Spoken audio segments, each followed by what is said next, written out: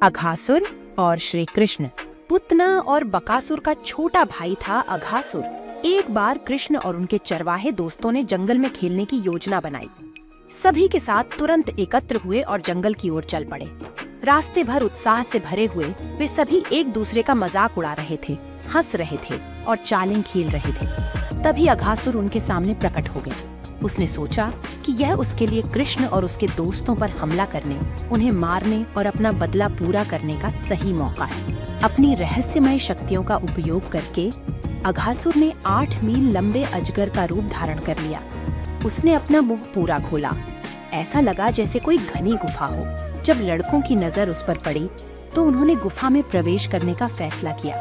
तभी उनमें से एक लड़के ने कहा, क्या यह एक सांप की तरह नहीं लग रहा है जो अपना मुंह खोल रहा है और हमें खाने का इंतजार कर रहा है?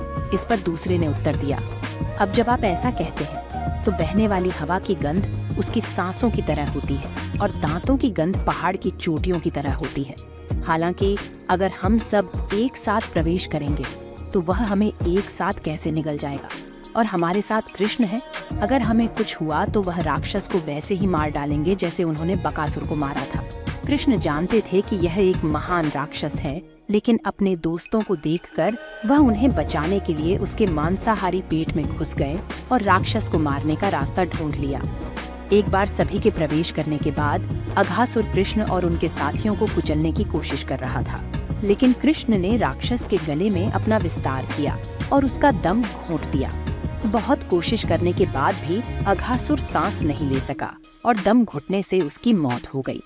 अघासुर के मृत अवस्था में होने पर कृष्ण ने अपने दोस्तों और बछड़ों को उसके मुंह से बाहर निकाला। अघासुर की आत्मा उसके शरीर से निकलने के बाद भगवान कृष्ण में विलीन हो गई। वह एक पापी प्राणी था, लेकिन भगवान कृष्ण ने उसे अपना आध्यात्मिक शरीर देकर मुक्त कर दिया।